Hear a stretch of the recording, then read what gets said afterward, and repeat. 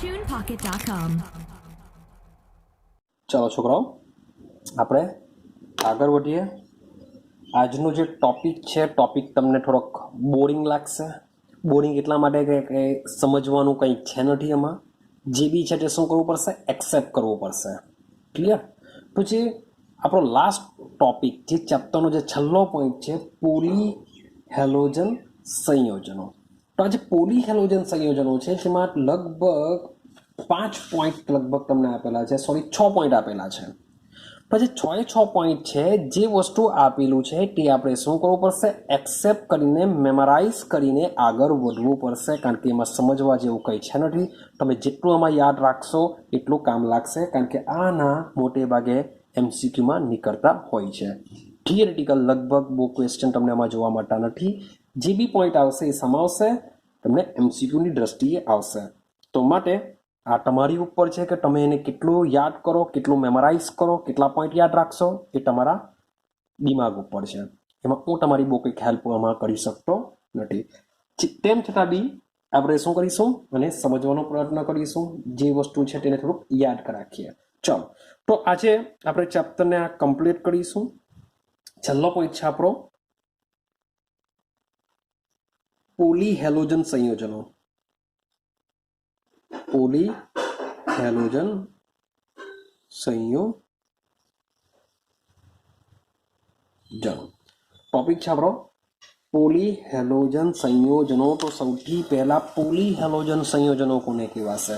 તો મોટા ભાગે આ ચેપ્ટરમાં આપણે શરૂઆતમાં હેલોજનનું વર્ગીકરણ કરેલું, ત્યારે કીધેલું કે 1 હોય તો મોનો કહેવાય, 2 હોય તો ડાય કહેવાય, 3 હોય તો ટ્રાય કહેવાય, 4 હોય તો ટેટ્રા કહેવાય, 5 કે તેથી વધુ હેલોજન જો હાજર હોય તો આપણે શું કહેશું? પોલી હેલો સંયોજનો કહેશું.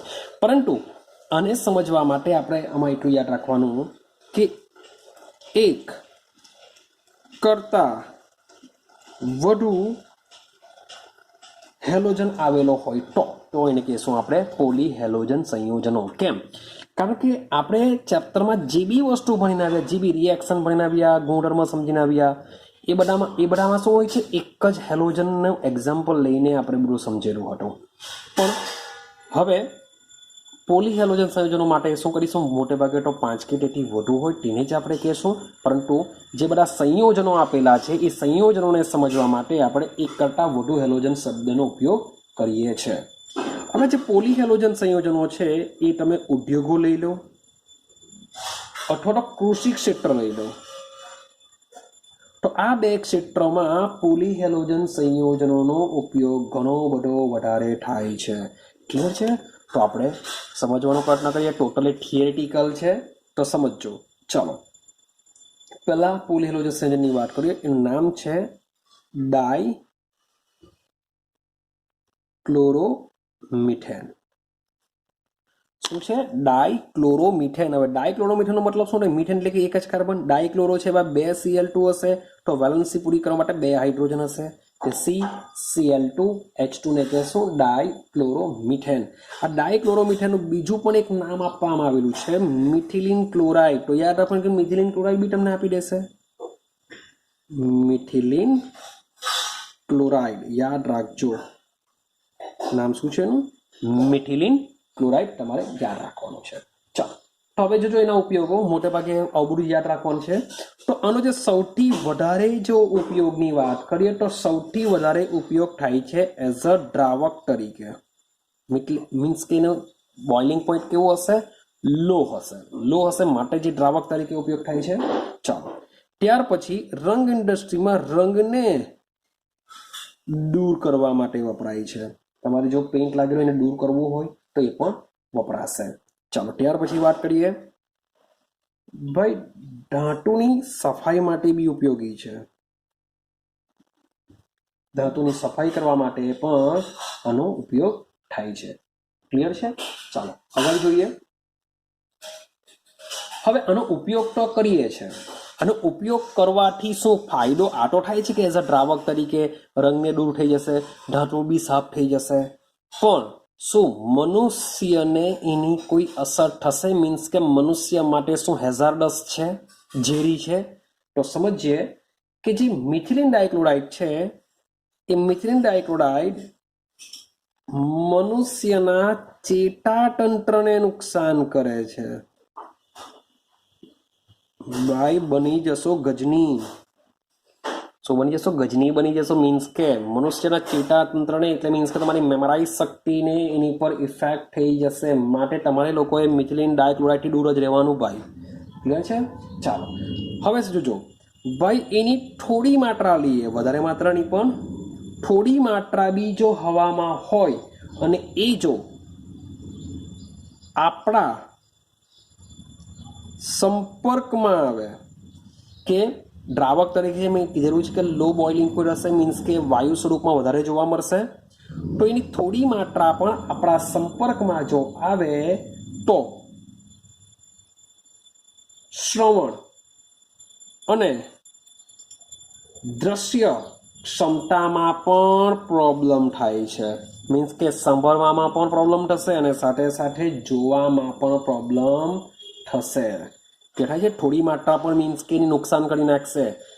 એને કાનમાં બી પ્રોબ્લેમ થશે, સાથે સાથે આંખમાં બી પ્રોબ્લેમ થશે થોડી માત્રાથી. જો વધુ માત્રા હોય તો શું થઈ શકે? જો વધુ માત્રા હોય તો આ બેમાં તો પ્રોબ્લેમ થશે જ. સાથે સાથે માન લો કે આંખ બંધ કરી દેવ, કાન બંધ કરી દેવ, તો પણ નાક બંધ નહીં થશે. નાક બંધ થશે એટલે સીધા ઉપર જશો. તો જો નાક તો બંધ થવાનું નથી, તો નાક દ્વારા બી આપણી બોડીમાં જો પ્રવેશે તો શું થઈ શકે એની વધુ માત્રાથી? તો ભાઈ ચક્કર આવી જશે. ચક્કર આવવા, વોમિટિંગ થવી, ઉલટી થવી ભાઈ, હાથ પગની આંગળીઓમાં જણજણાવટ થવી, મીન્સ કે કંપાળી જેવી છૂટી જવી, જણજણાટી થવી.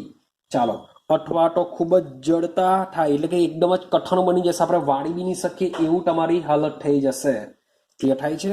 તો વધુ સંપર્કમાં આવો તો આ પ્રકારના પ્રોબ્લેમ થઈ શકે છે.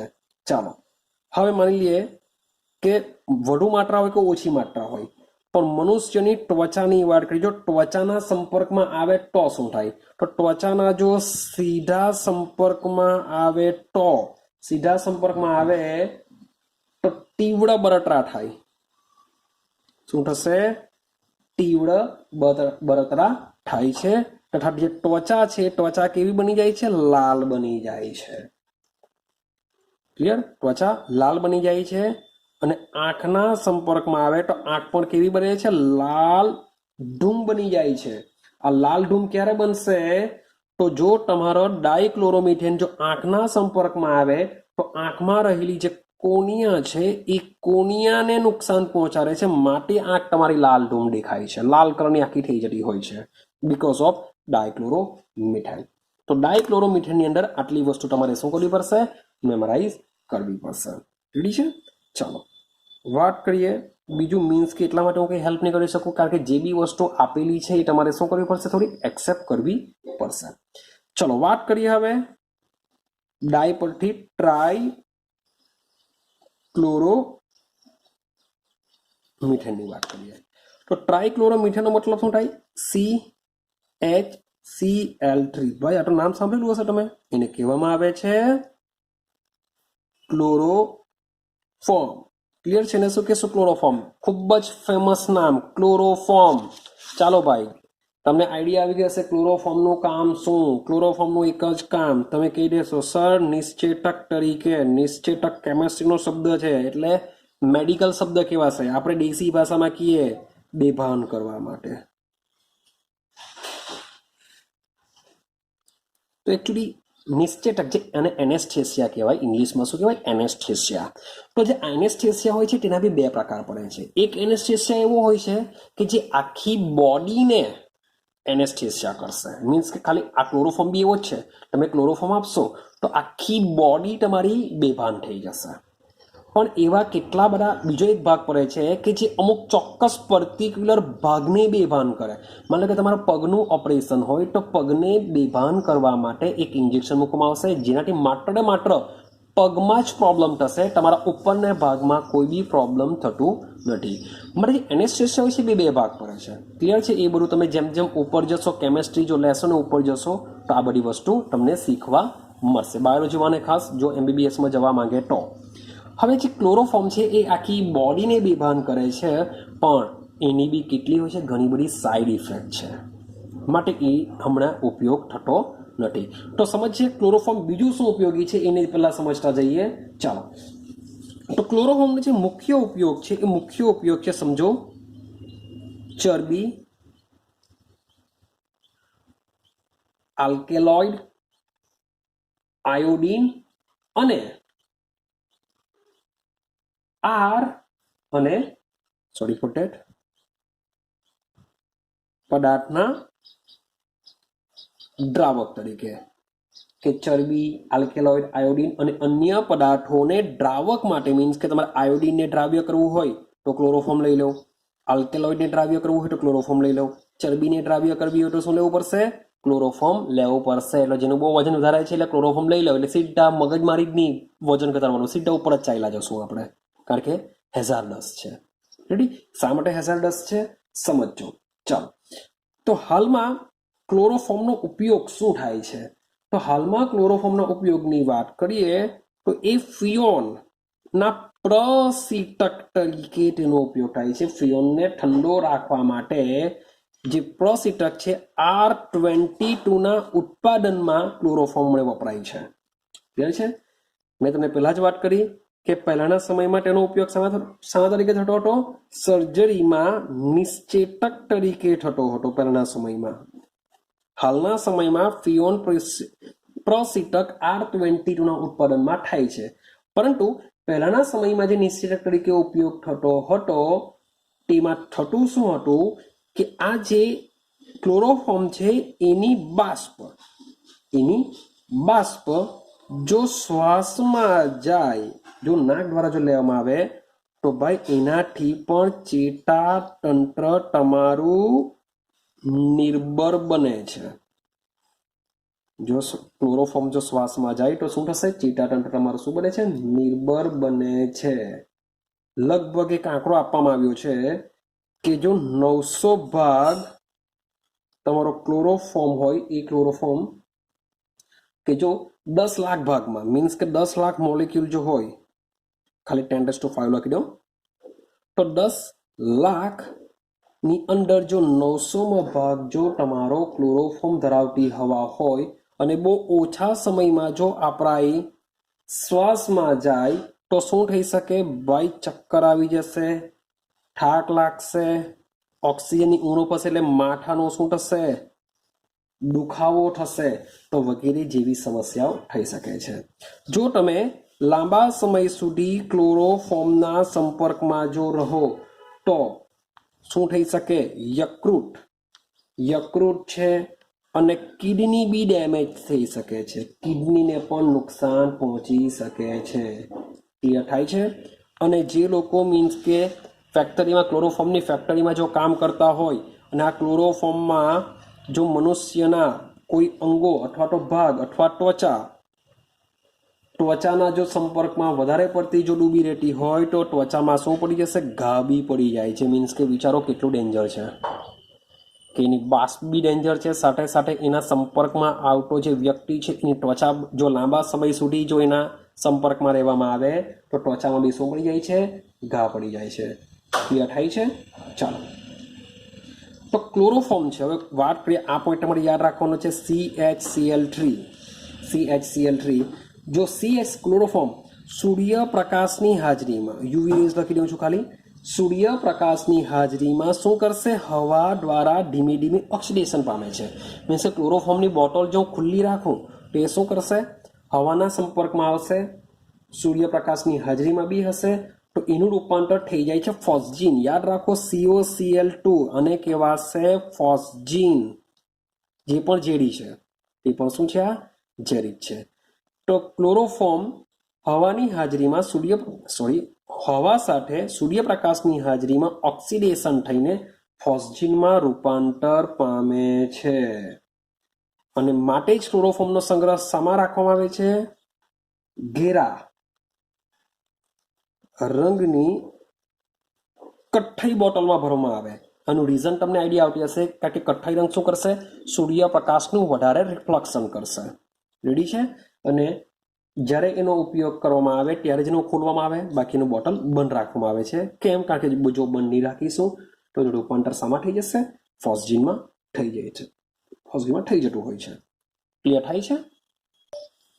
આપણે ત્રીજા પોઈન્ટ પર જઈએ. ત્રીજો પોઈન્ટ શું છે? Try iodo methane. Try iodo methane means કે CHI3 લાઈક ક્લોરોફોર્મ. અહીંયા Cl ની જગ્યાએ I છે, જેને કહેશું ટ્રાય આયોડો મિથેન. જે ટ્રાય આયોડો મિથેન છે તેને કહેવામાં આવે છે આયોડો ફોર્મ. ક્લિયર છે? બહુ મજાનો ક્વેશ્ચન. મીન્સ કે આપણે પછીના ઓર્ગેનિકના ચેપ્ટરમાં ભણીશું આયોડો ફોર્મ ડેરિવેટિવ કેવી રીતના બનાવાશે અને એનો ઉપયોગ શું છે. ક્લિયર છે? તો વાત કરીએ આપણે ટ્રાય આયોડો મિથેન વિશે. ચાલો જોજો. તો સૌથી પહેલા આ જે ટ્રાય આયોડો મિથેન છે એનો ઉપયોગ જીવાણુ નાશી તરીકે, ટ્રાય આયોડોનો જે ઉપયોગ છે એ જીવાણુ નાશી એન્ટીસેપ્ટિક કહેવાશે. એના એન્ટીસેપ્ટિક. તો સૌથી પહેલા ટ્રાય આયોડો મિથેનનો ઉપયોગ શામાં થતો હતો? જીવાણુ નાશી તરીકે થતો હતો. પરંતુ આનો જે જીવાણુ નાશીનો જે ગુણધર્મ છે એ CHI3 ને લીધે હોતો નથી, પરંતુ આ CHI3 જે છે એ ઉત્પન્ન કરે છે આયોડિન. ઉત્પન્ન કરે છે આયોડિન ઉત્પન્ન કરે છે. તો જે જીવાણુ નાશીનો જે ગુણધર્મ છે કોનો છે? આયોડિનનો છે. ક્લિયર છે? ચાલો. પણ આ જે ટ્રાય આયોડો મિથેન છે એની જો વાત કરીએ તો ખૂબ જ અણગમતી, અરુચિકરનો મતલબ શું છે? અણગમતી વાસ ધરાવે છે, જેથી હાલમાં તેનો ઉપયોગ થતો નથી. તેની જગ્યાએ સીધો શું થાય છે? આયોડિન યુક્ત દવાનો ઉપયોગ કરવામાં આવે છે. આનો ઉપયોગ થતો નથી. બસ તમારે બીજોમાં કઈ યાદ નથી રાખવાનું. ચલો વાત કરીએ ચોથા પર જઈએ. ચોથા પર છે ટેટ્રા ક્લોરોમિથેન. ચલો ટેટ્રાક્લોરોમિથેન. ટેટ્રા મીન્સ કે 4, ક્લોરો મીન્સ કે Cl, મીન્સ કે કાર્બનની જે 4 સંયોજકતા છે, 4 સંયોજકતા Cl વડે સંયોજાયેલી છે, CCl4. આ CCl4 નું બીજું નામ કહેવામાં આવે છે કાર્બન ટેટ્રા ક્લોરાઇડ. મીન્સ કે એનું સામાન્ય નામ છે. આ શું છે? એનું IUPAC નામ છે. ચાલો હવે આને સમજવાનો પ્રયત્ન કરજો કે કાર્બન ટેટ્રા ક્લોરાઇડ શું છે. તો સૌથી પહેલા ઉપયોગની વાત કરીએ તો આનો જે કાર્બન ટેટ્રા ક્લોરાઇડનો વધુ પડતો ઉપયોગ પ્રશીતક બનાવવા, કે કઈ પણ વસ્તુને ઠંડુ રાખવું હોય તો એ પ્રશીતક બનાવવા માટે તેનો ઉપયોગ વધારે થાય છે. અને સાથે સાથે વાયુ વિલય પાત્રો અને નોડક, મોડક નથી, આ નોડક છે, નોડકના ઉપયોગમાં તેનો ઉપયોગ કરવામાં આવે છે. ચાલો મોટે ભાગે જે કાર્બન ટેટ્રાક્લોરાઇડ છે એ અન્ય રસાયણોની બનાવટ માટે શરૂઆતમાં કાચા માલ તરીકે એનો વધારે ઉપયોગી થાય છે. ક્લિયર થાય છે? તેમ છતાં બી જોઈએ તો ભાઈ જે બધી ઔષધો છે, ઔષધોની બનાવટમાં પણ સામાન્ય દ્રાવક તરીકે તેનો ઉપયોગ થાય છે. ક્લિયર થાય છે? ચાલો હવે એક મજાનો ઉપયોગ તમને કહું. આ લગભગ થતો હતો 1960ની વાત, કે 1960ની વાત જો કરીએ તો કપડા પરના ગ્રીસના ડાઘાને દૂર કરવા, જો કપડા પર ગ્રીસના ડાઘા હોય તો ગ્રીસના ડાઘાને દૂર કરવા માટે સફાઈ કરતા તરીકે થતો હતો. ક્લિયર છે? મીન્સ કે જે 1960ની અંદર કપડા પર જો ગ્રીસના ડાઘા પડ્યા હોય તો એ ગ્રીસના ડાઘાને દૂર કરવા માટે CCl4 નો ઉપયોગ થતો હતો. ચાલો ત્યાર પછી વાત કરીએ CCl4 નો ઉપયોગ અગ્નિશામક આગ બુઝવવા માટે પણ કરવામાં આવતો હતો. ક્લિયર છે? ચાલો, હવે આ તો એનો ઉપયોગ છે, પણ માની લો કે શું હેઝાર્ડસ છે કે નથી એની વાત કરીએ. તો જો મનુષ્યના સીધા સંપર્કમાં આવે, મનુષ્યના સંપર્કમાં જો આવે તો મનુષ્યના યકૃતનું કેન્સર થઈ શકે છે.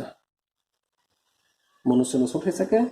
મનુષ્યમાં યકૃતનું કેન્સર થઈ શકે છે. ચાલો, બીજી બધી કોમન અસરો શું થઈ શકે કે ભાઈ ચક્કર આવવા, માથું હલકું થવું એટલે માથું દુખવું,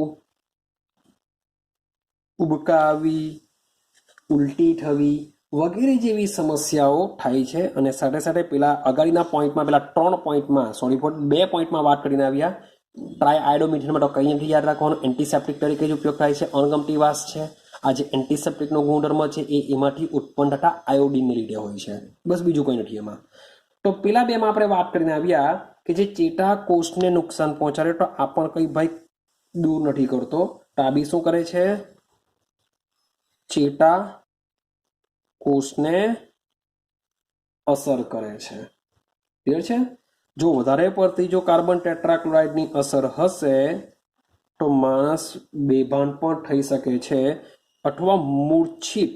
આ મૂર્છિતનો મતલબ થાય કોમામાં બી જઈ શકે છે. જો વધારે પડતું કાર્બન ટેટ્રાક્લોરાઇડ હોય તો બેભાન થઈ જવું, મૂર્છિત થઈ જવું, બેહોશ થવું, ભાઈ લાસ્ટમાં મૃત્યુ પણ પામી શકે છે. ક્લિયર છે? કેમ? કારણ કે જે CCl4 છે એ CCl4ના સંપર્કથી જે હૃદયના ધબકારા છે એ અનિયમિત થાય છે. જે હૃદયના ધબકારા કેવા છે? અનિયમિત, કે પછી છેલ્લે બંધ પણ થઈ શકે છે. ક્લિયર છે? જો આંખના સંપર્કમાં આવે તો આંખમાં શું કહી શકે છે? બળતરા પેદા કરી શકે છે. તો આ એના મનુષ્યને નુકસાન કરતા એના પોઈન્ટો છે કે ભાઈ મનુષ્યને નુકસાન કરી શકે છે. હવે સાથે સાથે કુદરતની વાત કરીએ તો કુદરતને બી નુકસાન પહોંચાડશે. કે આ જે CCl4 છે એ વાતાવરણમાં જો પહોંચે તો વાતાવરણમાં રહેલો જે ઓઝોનનું સ્તર છે એ ઓઝોનના સ્તરનું બી શું કરી શકે છે? શયન કરી શકે છે.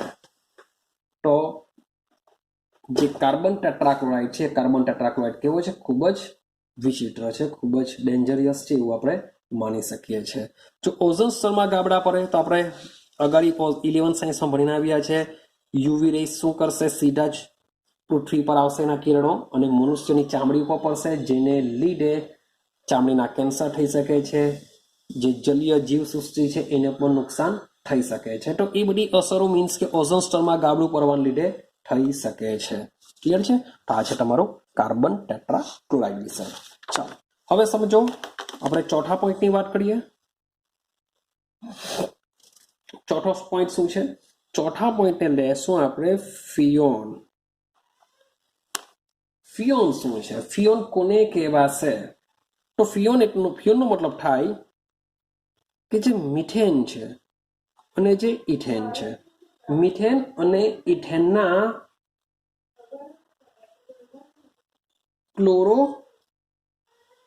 ફ્લોરોકાર્બન, જેને આપણે શોર્ટ એન્ડ સિમ્પલ CFC કહીએ છીએ.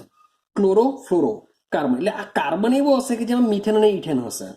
આ કાર્બન મીન્સ વોટ? કાર્બન એટલે કે મિથેનમાં અહીં મિથેન હશે ને મિથેનમાં જે 4 હાઇડ્રોજન છે, 4 હાઇડ્રોજનનું વિસ્થાપન ભાઈ ક્લોરીન અને ફ્લોરીન વડે જો થાય તો બનશે ક્લોરોફ્લોરોકાર્બન.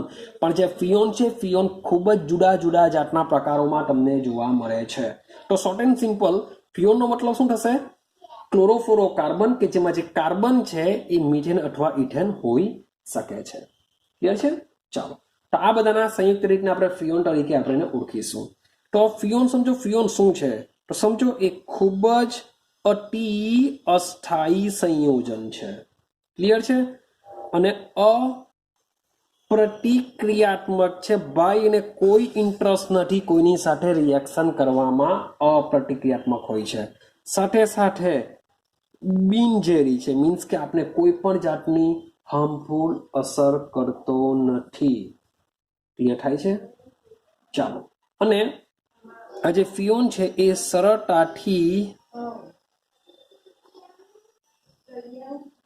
પ્રવાહીમાં રૂપાંતર પામી શકે છે. ક્લિયર છે? ચાલો, વાત કરીએ આપણે ફિયોન 12 વિશે. ફિયોન 12 ની વાત કરીએ. હવે ફિયોન 12 છે CCl2F2. તો આ જે સંયોજન છે CCl2F2 એને ફિયોન 12 કહેવામાં આવે છે. આ ફિયોન 12 સૌથી વધારે ઉપયોગ એનો ઉદ્યોગોમાં થાય છે, ફિયોન 12. ક્લિયર છે? ચાલો, હવે આ જે મારે જો આનું ઉત્પાદન કરવું હોય તો આનું ઉત્પાદન શાનાથી કરી શકું? શ્વાર્ટ્ઝ પ્રોસેસ દ્વારા કરી શકું છું. યાદ છે શ્વાર્ટ્ઝ પ્રોસેસ, જેમાં આપણે શું કરીશું?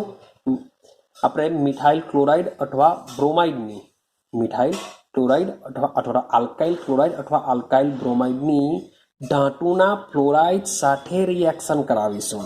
તો એમાં શું થશે? વિસ્થાપન પ્રોસેસ થશે. સોરી, વિસ્થાપન નહીં કહી શકાય, હેલોજન વિનિમય થશે, કે જે ક્લોરીન અથવા બ્રોમિન છે એ ફ્લોરિન પાસે આવી જશે અને ફ્લોરિન આલ્કાઇલમાં આવી જશે. તો તમારી પાસે બનશે આલ્કાઇલ ફ્લોરાઇડ. એનું ફરીથી પાછું ક્લોરિનેશન કરીને આપણે આ રીતના શ્વાર્ટ્ઝ પ્રોસેસ દ્વારા આ બનાવી શકીએ છીએ. ક્લિયર છે? ચાલો, તો ટેટ્રાક્લોરોમિથેન શબ્દ બોલું છું, ટેટ્રાક્લોરોમિથેન એટલે કે CCl4 ની માની લઉં કે હું AgF ધાતુના ફ્લોરાઇડ એટલે કે AgF સાથે રિએક્શન કરું અને આના મોલ લઈ લઉં છું બે મોલ લઉં તો બનશે શું? CCl2F2 બનવાનું. શું બનશે? CCl2F2 વત્તા જોજો 4 માંથી 2 Cl નું વિસ્થાપન 2 ફ્લોરિન વડે જો કરું તો 2 ફ્લોરિન લાગી જશે અને જે 2 Cl નીકળ્યા AgCl સાથે આ રીતના લાગી જશે. તો આ રીતના તમને ફિયોન 12 મળી જશે. આ પ્રોસેસને શું કહેશું? શ્વાર્ટ્ઝ પ્રક્રિયા કહેશું. તો જે ફિયોન 12 છે એનું ઉત્પાદન શાના વડે કરી શકાય છે? શ્વાર્ટ્ઝ પ્રોસેસ દ્વારા કરી શકાય છે. યાદ રાખવાનું. આ પૂછી શકાય કે ફિયોન 12 નું ઉત્પાદન કઈ પ્રોસેસ વડે કરવામાં આવે? તો શ્વાર્ટ્ઝ પ્રોસેસ. શામાંથી કરવામાં આવે? તો કાર્બન ટેટ્રા ક્લોરાઇડમાંથી કરી શકીએ છીએ. ચાલો આગળ જઈએ. હવે આ જે ફિયોન છે, ફિયોન 12 છે, શાના તરીકે વપરાય છે? તો ભાઈ વાયુ વિલય નોદક તરીકે એનો ઉપયોગ થાય છે. ભાઈ પ્રશીતન, કંઈ પણ વસ્તુને ઠંડુ કરવું હોય તેમાં થાય. અને મોટે ભાગે એસી લઈ લેવ, પછી રેફ્રિજરેટર લઈ લેવ, પછી કુલર લઈ લો. કંઈ બી વસ્તુ, કુલર તો નહીં કહી શકાય પણ મીન્સ કે જે ફ્રીજ આપેલા હોય છે દુકાનોમાં હોય છે, તો કંઈ પણ વસ્તુને જેમાં ઠંડુ રાખવું હોય તો ઠંડુ રાખવા માટે આવા ફિયોનનો ઉપયોગ થાય છે. ક્લિયર છે? ચાલો, હવે સમજો કે 1974 વાત ચાલુ કરેલી છે કે 1974 જે આખું વિશ્વ છે એ વિશ્વ ફિયોનનું જે ઉત્પાદન છે એ ફિયોનનું 20 કરોડ પાઉન્ડ સુધીનું ઉત્પાદન તેઓ કરતા હતા. આખું વિશ્વ ફિયોનનું ઉત્પાદન 20 કરોડ પાઉન્ડ સુધીનું કરતા હતા. પણ યાદ કરો, 11 સાયન્સમાં ભણીને આવેલા છે કે આ ક્લોરોફ્લોરોકાર્બન છે, CFC છે, CFC બી શું કરે છે? ઓઝોનના સ્તરને નુકસાન કરે છે, ઓઝોનના સ્તરમાં ગાબડું પાડી શકે છે. માટે એની જગ્યાએ આપણે હવે HFC વાપરીએ છીએ. 11 સાયન્સનું પહેલું ચેપ્ટરમાં આપણે એ જ વાત કરેલી છે. ક્લિયર થાય છે? તો કેવી રીતના ગાબડું પાડે છે, શું થશે એ પણ આપણે સમજીને આવેલા છે. માટે એવું બહુ ડિસ્કશન આની પર કરતો નથી. ચાલો લાસ્ટ પોઈન્ટની વાત કરીએ. આપણો છઠ્ઠો પોઈન્ટ છે DDT. તો સૌથી પહેલા DDT શું છે, DDT નું નામ શું છે એને સમજવાનો પ્રયત્ન કરીએ. ક્લિયર છે? તો DDT શું છે? તો સમજો DDT નું નામ છે P ડેશ એટલે કે પેરા ડેશ ડાઈ ક્લોરો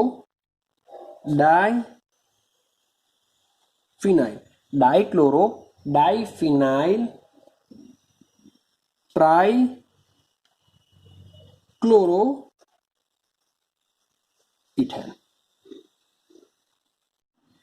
તો DDT નો ફૂલ ફોર્મ થશે પેરાડેશ ડાઈક્લોરો ડાઈફિનાઇલ ટ્રાઈ ક્લોરો ઇથેન, જેને આપણે શું કહીશું? DDT.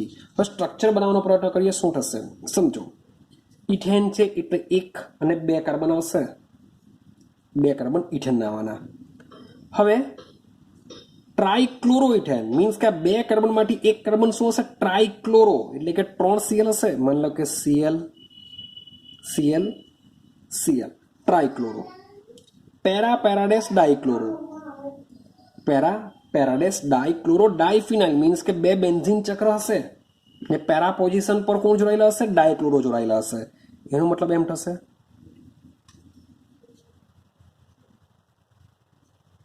આ ડાઇફિનાઇલ થઈ ગયું, એના પેરા પોઝિશન પર Cl. સેમ ડાઇફિનાઇલમાં બીજું એક ચક્ર દોડાવું, આ બીજું થઈ ગયું, અહીંયા પાછું Cl થઈ ગયું. પેરા પેરાડેસ મીન્સ કે બંનેના પેરા પોઝિશન પર ડાઇક્લોરો, આ ડાઇફિનાઇલ, ટ્રાઇક્લોરો ઇથેન. અને વેલેન્સી સેટ કરવા માટે શું આવશે? અહીંયા હાઇડ્રોજન આવશે. ક્લિયર થાય છે? હવે તમને એવું પૂછે કે ભાઈ ડીડીટી વિલોપન પ્રક્રિયા આપી શકે? ક્વેશ્ચન આવ્યો, ડીડીટી વિલોપન પ્રક્રિયા આપી શકે?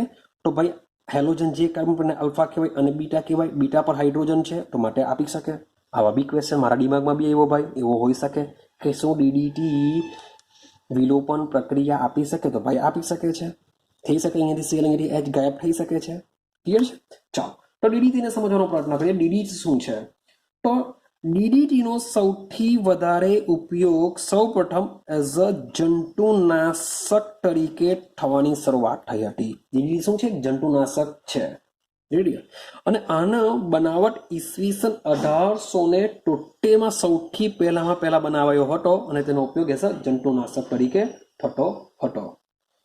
પણ આ જે બનાવેલો હતો તે તો 1873 બનાવતો હતો, પણ એઝ અ જંતુનાશક તરીકે એના મીન્સ કે રિસર્ચ થયા હશે, પ્રયોગો થયા ને પછી 1931 અંદર એવું ડિસાઇડ થયું કે જે ડીડીટી છે એઝ અ જંતુનાશક તરીકે છે. ક્લિયર છે? અને એ જે જંતુનાશક તરીકે છે એ સ્વિટ્ઝરલેન્ડનો વૈજ્ઞાનિક છે ગીગી ઔષધાલયના પોલ મુલર. આ એક ઔષધાલયનું નામ છે ત્યાંનો વૈજ્ઞાનિક કયો હતો? Paul Muller. તો પોલ મુલર નામના વૈજ્ઞાનિકે 1931 અંદર ડીડીટી એઝ અ જંતુનાશક તરીકે હોય છે એવી શોધ કરી હતી. ક્લિયર છે? આ શોધને લીધે જ પોલ મુલરને ચિકિત્સા અને દેહ ધર્મ વિદ્યા માટે નોબેલ પારિતોષિક બી આપવામાં આવ્યું હતું. ક્લિયર? ચાલો આપણે આગળ વધીએ. હવે સમજો કે સેકન્ડ વોર મીન્સ કે જે દ્વિતીય વિશ્વયુદ્ધ થયું હતું એ દ્વિતીય વિશ્વયુદ્ધ પછી, શબ્દ લખું છું અહીંયા, દ્વિતીય વિશ્વયુદ્ધ. તો દ્વિતીય વિશ્વયુદ્ધ પછી ડીડીટી નો જે ઉપયોગ છે એ વિશ્વ સ્તરે ખૂબ જ વધુ થવા લાગ્યો. કેમ?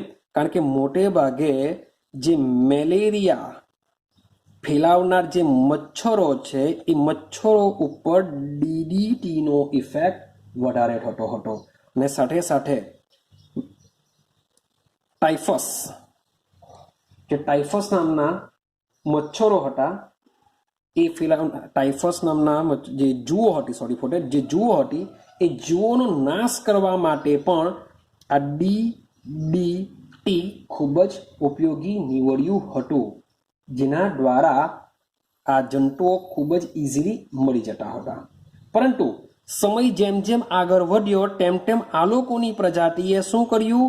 ડીડીટી સામે રોગ પ્રતિકારકતા વિકસાવી લીધી. મીન્સ કે આપણી બોડી બી એવું જ કરે છે કે મીન્સ કે જો કોઈ નવા વાયરસ આવેલા હોય તો એકવાર આપણી પર ઇફેક્ટ કરે તો પછી આપણી બોડી શું કરશે? એના પ્રત્યે રોગ પ્રતિકારક શક્તિ મેળવી લે. તો સેમ એ જ પ્રમાણે મેલેરિયા અને જે ટાઇફસ નામના જે જુઓ હતી એ ડીડીટી સામે પહેલાં મળી જતી હતી, પરંતુ ત્યાર પછીના સમયમાં આ જીવાણુઓએ રોગ પ્રતિકારક શક્તિ મેળવી લીધી હતી. ચાલો પછી જેમ જેમ આગળ વધતું ગયું તેમ જેમ એનો ઉપયોગ વધતો ગયો તેમ પાછળથી આઈડિયા આવી કે જે ડીડીટી છે એ ડીડીટીઓ જલીય જે જીવો છે, માછલી છે કે બીજા બધા જે જલીય જીવો છે એના માટે પણ ખૂબ જ ઝેરી અસર ડિસાઇડ થઈ હતી. મીન્સ કે એ જે જંતુઓ છે દવા છે, દવા મીન્સ કે જો પાણીમાં જો ભળી જશે તો એ જે પાણી જો તળાવ, નદી, સરોવરમાં જો જાય તો એમાં રહેલા જે જલીય જીવ જંતુઓ છે એના પર બી એની અસર થશે. ક્લિયર થાય છે? ચાલો, તો ડીડીટીની વાત કરીએ તો જે ડીડીટી છે, તો એ જે ડીડીટી છે, હવે એ ડીડીટી જો ભૂલથી પણ આપણા સંપર્કમાં આવે તો શું થઈ શકે? તો આ જે ડીડીટી છે એ ચરબીમાં શું થઈ જાય છે? દ્રાવ્ય થાય છે, અને એ દ્રાવ્ય થઈને પાછું સ્થાયી રહે છે. ચરબીમાં દ્રાવ્ય થઈ જશે અને પાછું એમાં એનું વિઘટન થતું નથી, એ સ્થાયી બનશે, જેથી એની જટિલતા આપણી બોડીમાં વધી જાય છે. અને સાથે સાથે આ જે ડીડીટી જો આપણા બોડીમાં આવે તો આપણી બોડી એનું ચયાપચય ઝડપથી કરે છે. એ થાય છે. તો આપણે જો ડીડીટીને લઈએ તો આપણી બોડી શું કરશે? ડીડીટી જલ્દી પચાવી દેશે અને ચરબીમાં દ્રાવ્ય થઈ જશે અને ત્યાં શું હોય છે? સ્થાયી બની જતું હોય છે, જે ચરબીની પેશીઓમાં જમા થાય છે, એનો સંગ્રહ થાય છે. ચાલો, જો આવું જો થયા જ કરે, ડીડીટી મીન્સ કે આપણી બોડીના સંપર્કમાં આવ્યા કરે ને આવું જો થયા જ કરે અને એક સમય એવો આવે કે ચરબીમાં તેનું પ્રમાણ શું થાય? ખૂબ જ વધી જાય. ચરબીમાં એનું પ્રમાણ ખૂબ જ વધી જશે. જો આવું જો થાય તો આપણે શું થઈ શકીએ? મૃત્યુ પણ પામી શકીએ છીએ. માટે જ ઈસવીસન 1973ની અંદર સંયુક્ત રાષ્ટ્ર દ્વારા એના પર બેન લગાવી દેવામાં આવ્યો, એના પર પ્રતિબંધ લગાવી દેવામાં આવ્યો કે ભાઈ કોઈ પણ દેશે ડીડીટીનો ઉપયોગ કરવો નહીં, એટલે અથવા તો ડીડીટીનું સંશ્લેષણ કરવું નહીં. સંશ્લેષણ જ નહીં થાય તો એનો ઉપયોગ કોઈ કરી નહીં શકે, જેથી ડીડીટી મનુષ્ય ઉપર ઇફેક્ટ કરી ન શકે. તો ડીડીટી વિશ્વના એક સ્થાનો પર ડીડીટીનો ઉપયોગ ખૂબ જ વધારે થતો હતો, પણ હાલના સમયમાં પણ કોઈક જગ્યાએ ડીડીટીનો ઉપયોગ હજુ પણ થઈ રહ્યો છે. તો ક્લિયર છે? આ વસ્તુ તમારે ડીડીટીમાં આટલું થોડુંક યાદ રાખવાનું છે. તો અહીંયા આપણે વિડીયોને સ્ટોપ કરીએ છીએ. આઈ હોપ સો કે આ જે ચેપ્ટર છે આલ્કાઇલ હેલાઇડ ઓર્ગેનિકનું પહેલું ચેપ્ટર છે, ખૂબ જ ઇન્ટરેસ્ટિંગ છે. તમને આઈડિયા આવી હોય આનું પ્રિપેરેશન કરજો. હવે એક વસ્તુ તમને સમજાવી દઉં કે ચેપ્ટર આ ઓર્ગેનિકનું પહેલું છે 12th સાયન્સનું. તો JEE નીટમાં જે ઓર્ગેનિકનો પોર્શન હોય છે એ બી વધારે હોય છે, ઓર્ગેનિકમાં વધારે માર્ક્સનું પૂછાતું હોય છે. તો તમને આ ચેપ્ટર પણ JEE નીટ છે એના ક્વેશ્ચન સોલ્વ કરવા માટે ઉપયોગી નીવડશે. ક્લિયર? તો આને બરાબર રેડી કરજો, પ્રિપેરેશન કરજો. તો નેક્સ્ટ વિડીયોની અંદર હવે આપણે આના પછીનું જે ચેપ્ટર છે આલ્કોહોલ, ફિનોલ અને ઇથર ને સ્ટાર્ટ કરવાના છે. તો મજાનું ચેપ્ટર છે બી આલ્કોહોલ, ફિનોલ ને ઇથર. ઇઝી છે જો સમજણ પડે તો, ને આપણે સમજાવીશું, ખાલી બસ તમે સમજશો. તો નેક્સ્ટ વિડીયોની અંદર આપણે એ ચેપ્ટરની શરૂઆત કરીશું. તો બસ આજના વિડીયોમાં આટલે સુધી જ આપણે રાખીએ. બસ આને કોઈ બી હિસાબે મીન્સ કે થોડુંક ગોખવાનું છે, વાંચવાનું છે, તો તમે એ રીતના વાંચી લેજો. ઓકે, તો મળીશું આપણે નેક્સ્ટ વિડીયોની અંદર.